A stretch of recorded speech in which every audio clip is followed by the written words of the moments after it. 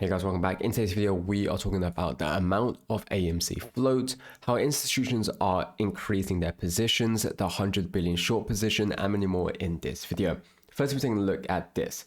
How many AMC floats does your country have? Sweden appears to have only one, but then we are a pretty small country with just above 10 million inhabitants. So we talked about this before, and it's basically understanding that just based off the Swedish investors alone, it seems like they own already 1.2 times the AMC float. And one of the things we've always understood was that obviously the float has been sold many times over. We've bought the float many times over. You know, in terms of understanding how many shares there actually are for AMC, we don't have an exact number. What we do know, what we have seen in the past before, is that data are leading us to understand is that it's suggesting there's over 40 times the flow of AMC that actually exists out there. Now, when you understand is that Sweden, which is obviously a very small populated country with only 10 million, and understanding that not all 10 million is obviously investing in stocks, and the ones that are not all investing in AMC. And when you filter all of that out, you still get to around the number of 1.2 times the AMC float. You can even see in the comment section down below where it's people understanding, you know, maybe each state in the US as well. And if this is essentially just talking about how people are, of course, not selling their shares and, you know, buying just tons of AMC shares. You can see here, hello from Germany, nobody sold. OBV doesn't lie. Shorts can't close their positions and will face infinity losses. Fuck them. And, you know, this is something that we've also looked at in the past where the unbalanced volume, the OBV, what that obviously shows us is in terms of the investors in the stock. Are they leaving? Are they buying more? Are they holding on to their shares? You know, we can get that from the unbalanced volume. And for those of you who want to take a look, what you will see, what you'll find is that the unbalanced value has actually been going up, meaning that the investors has been increasing. What you can also see is that sometimes it's stagnant, meaning that people are actually holding onto the shares. What you'll find very little amount of is the dips. Now the dips does mean that people are selling, but when you relate to how much the price has dropped and how little the people have sold, you obviously understand that people are not selling, and is that because of people that are shorting the shares. And again, in the income section, I never sold a single share since getting in April 21st or April 2021, you know, buy and hold. And this is from Germany as well. Like we said, we've just seen from Sweden where it's very likely they have 1.2 times the AMC float. We're seeing from Germany where, you know, it's very likely we're getting somewhere around the same as well. We have the UK, we have other places as well. Like we said, the whole of Europe is investing to the AMC. We have people in Asia invested in AMC. And of course, you know, people in America that's also investing in AMC. And so from that alone, we know how over leveraged these positions are. We know how many times the float has been sold. Feel free to comment down below, you know, in terms of how long you've been holding on to the shares. Have you been adding along the way, or have you actually been selling your shares along the way? Now, let's take a look at something very interesting, and something that we could possibly be expecting for the upcoming week. Now, exactly what the MAs were November 23rd, 2020. If it followed the same time frame, early January, the algo seemed to have 15 days earlier than 2021. If the algo is squashed, could be December. Not an exact science, but things are looking pretty similar. Where you're taking a look at, of course, the GameStop technical movements right now. Now, again, these things aren't used to know when a breakout is going to happen. They aren't used to know when the squeeze is going to happen.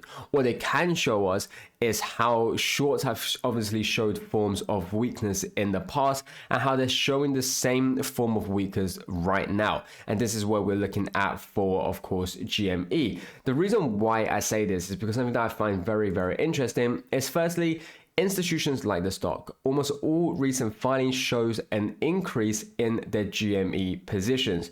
And what you will see here, like we've seen with AMC and now we're seeing with GME, is that people are increasing their positions in GME. The same stocks, AMC and GME, that you see on the media that are always facing criticism, that are always seeing the negative articles telling you to stay away from it, telling you that if you do own shares, sell those shares. You know, the same stocks But yet, when you take a look at what the institutions are doing, they are all increasing their position, whether it's AMC, whether it's GME. You guys can see the market value, 24.87 million, and they've increased it by over 400%. You know, some with 46%, some with 30%.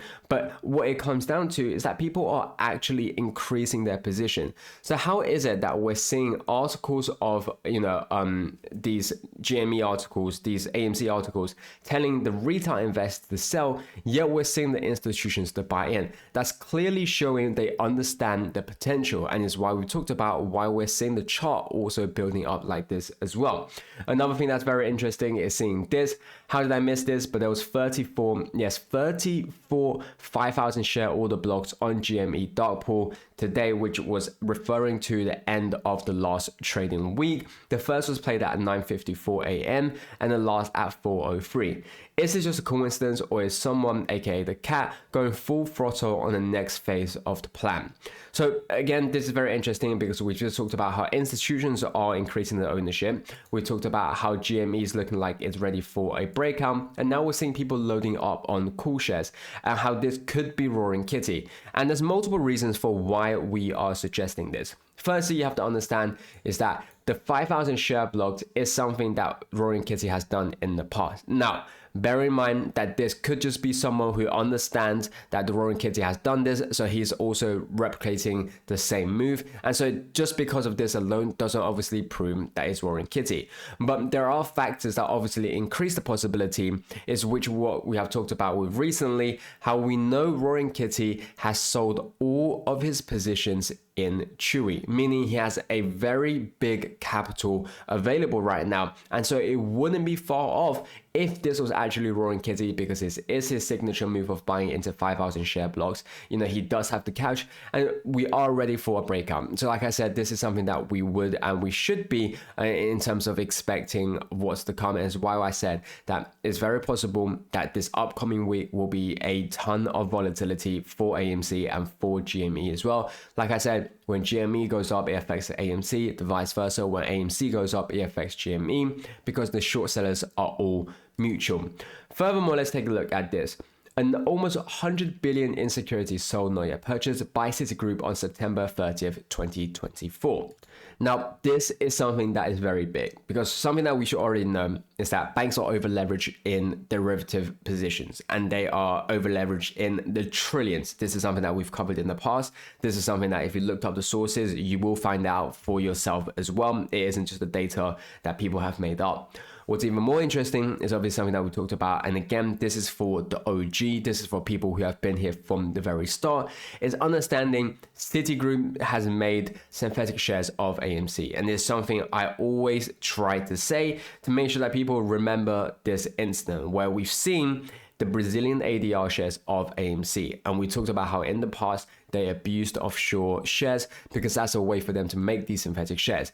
And so understanding that Citigroup is someone who's been shorting AMC, who's a short seller of AMC, understanding they have over 94.93 in securities sold not yet purchased, aka short positions, you understand where they are at. Remember, at the end of the day, this still could be kind of just a minimum number. The number could be even bigger than this, but just knowing they have 94 billion, knowing how AMC is being suppressed, knowing how they have these Brazilian ADR, the synthetic shares of AMC, you know, we see where they are at. We see how they're still over leveraged. And when we understand that they have trillions in derivatives that can blow up any minute, any day now, you know, this is what we talked about with how the squeeze can just happen in the blink of an eye. And that's why we pay attention to these things.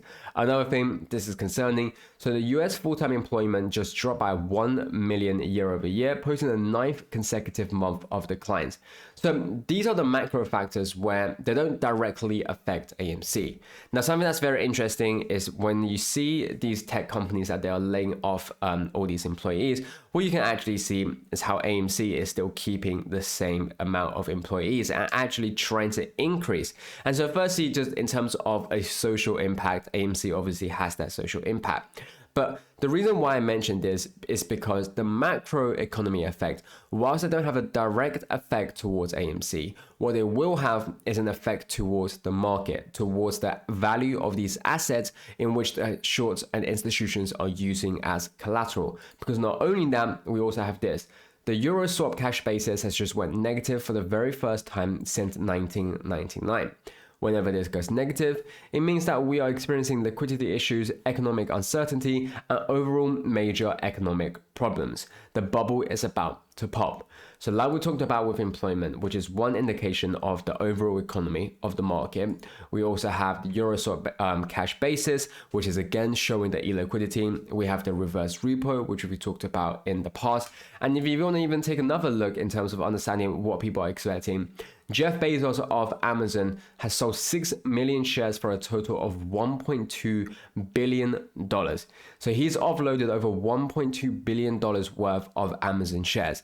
And this is what we talked about. People are realizing that there is a massive uncertainty. They're expecting massive things to be happening. So they're trying to get rid of all of their assets. They're trying to sell off all these things. And this is what we talked about. And it's understanding this that we know that it's very likely for a market crash. You guys, thanks for watching this video. I'll catch you guys next time.